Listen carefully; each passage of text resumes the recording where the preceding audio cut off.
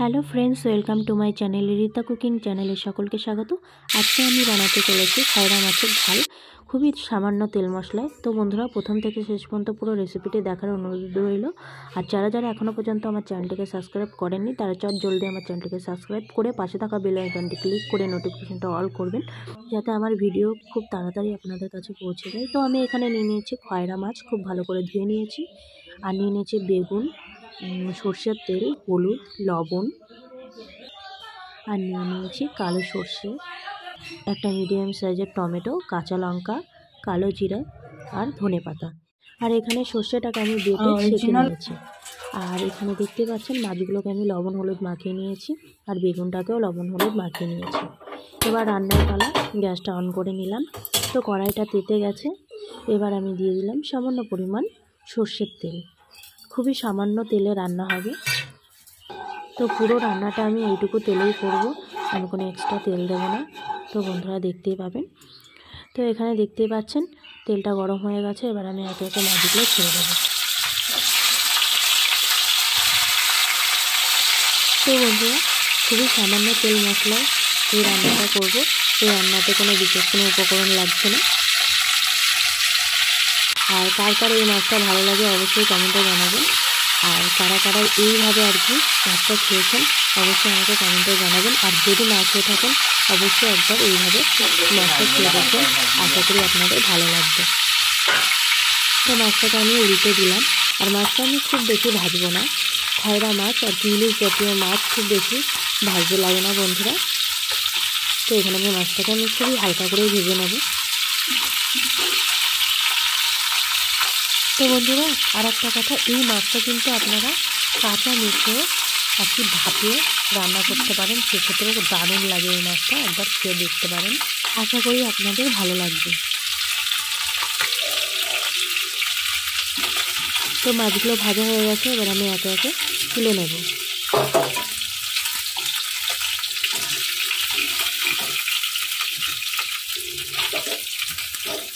তো সমস্ত মাছ আমি তুলে নিয়েছি, দেখতে পাচ্ছেন।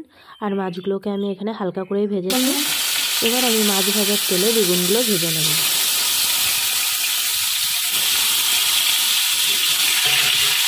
আর বেগুনগুলো আমি ঢেকে ভাজবো, যাতে খুব তাড়াতাড়ি বেগুনগুলো বয়েল হয়ে যায় আর কি ভাজাটা খুব সুন্দর হয়।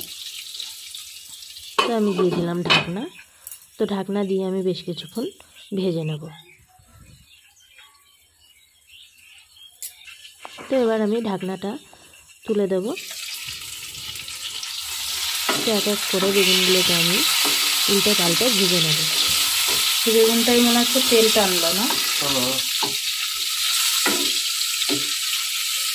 তো যেহেতু আমি বেগুনগুলোকে ঝোলে দেবো, সেই জন্য খুব বেশি একটা ভাজবো না, মিডিয়াম ভেজে নেব।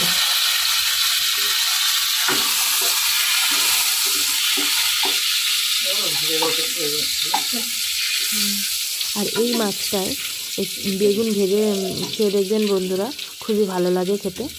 তো বেগুনগুলো ভাজা হয়ে গেছে, আমি এক এক করে তুলে নিচ্ছি।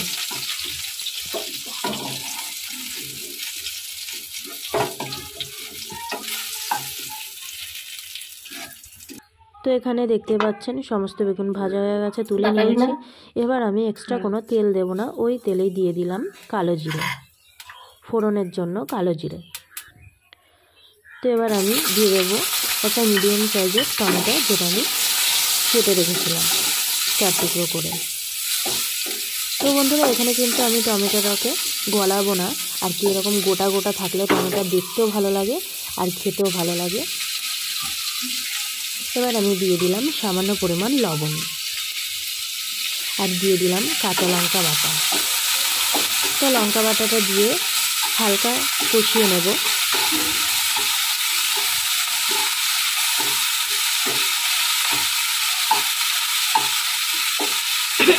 আমি কিন্তু খুব বেশি ঝাল খাই না, এর জন্য আমি সামান্য লঙ্কাই দিয়েছি। তো এবার আমি দিয়ে দিলাম সর্ষে বাটা। আপনারা চাইলে এর থেকে বেশি লঙ্কা দিতে পারেন, আবার কমও দিতে পারেন, যে যেরকম খান। এবার আমি দিয়ে দিলাম সামান্য পরিমাণ হলুদ। তো আমি খুব বেশি হলুদ দিইনি, কারণ এই গ্রেভিটা একটু সাদা সাদা আর কি বাসন্তী কালার হবে, তাহলে দেখতে ভালো লাগবে। গোটা লঙ্কাটা কিন্তু এখন দিলে দিয়ে দিতে পারো। নাড়াচাড়া করে নিলাম আর দিয়ে দেবো সামান্য পরিমাণ জল। তো বন্ধুরা দেখতে পাচ্ছেন খুব বেশি জল দিইনি, সামান্য পরিমাণ জল দিয়েছি, কারণ এটা আমি মাখা মাখা করব।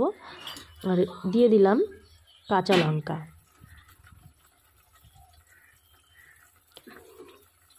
তো এখানে আমি 2টো কাঁচা লঙ্কা দিয়েছি, আপনারা চাইলে এর থেকে বেশি দিতে পারেন, আবার নাও দিতে পারেন।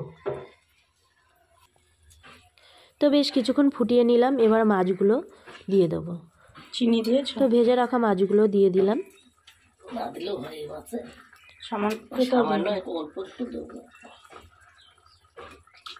তো সমস্ত মাছগুলোকে দিয়ে দিয়েছি, এবার ভেজে রাখা বেগুনগুলো দিয়ে দেবো।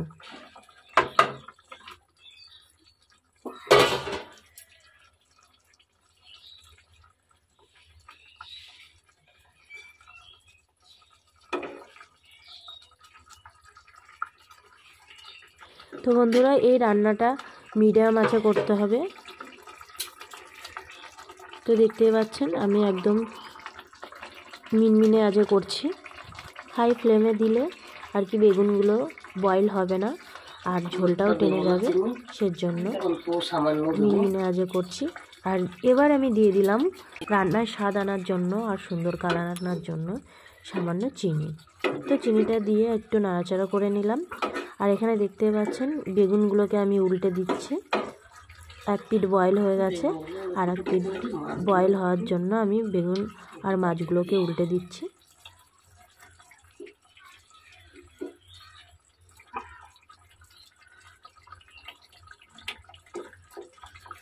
এখানে কিন্তু বেগুনগুলো বেশ সুন্দরভাবে বয়েল হয়ে গেছে। তো আমি সমস্ত মাছ আর বেগুনগুলোকে খুব সুন্দর করে উল্টে দিলাম, আরও বেশ কিছুক্ষণ ফুটিয়ে নেব।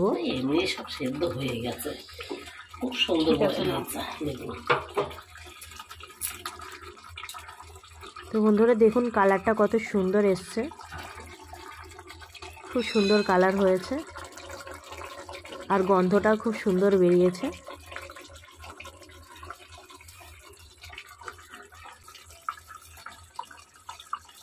আপনারা তো দেখেই বুঝতে পারছেন। আর সত্যি কথা বলতে রান্নাটা দুর্দান্ত হয়েছিল। তো রান্নাটা হয়ে গেছে, এবার আমি উপর থেকে বেশ কিছুটা ধনেপাতা দিয়ে দিলাম। তো ধনেপাতা দিয়ে আমি ফোটাবো না, একটু নাড়াচাড়া করে নামিয়ে নেব।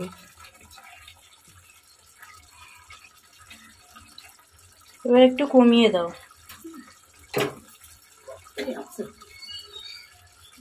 তো বন্ধুরা এখানে আমার রান্নাটা কমপ্লিট হয়ে গেছে, দেখতেই পাচ্ছেন। এবার আমি নামিয়ে নেব। তো ফাইনালি রান্নাটা কমপ্লিট হয়েছে, দেখুন বন্ধুরা কত সুন্দর লাগছে দেখতে। তো এই হচ্ছে আজকের রেসিপি খয়রা মাছের ঝাল। তো বন্ধুরা কেমন লাগলো এই রেসিপিটি অবশ্যই কমেন্টে জানাবেন, আর ভালো লাগলে লাইক কমেন্ট শেয়ার করতে কিন্তু ভুলবেন না। আর আপনারাও বাড়িতে এইভাবে তৈরি করবেন, আশা করি আপনাদের ভালো লাগবে বন্ধুরা। তো আজকের মতো আমি এখানে শেষ করছি, দেখা হচ্ছে নেক্সট ভিডিওতে। সবাই ভালো থাকবেন।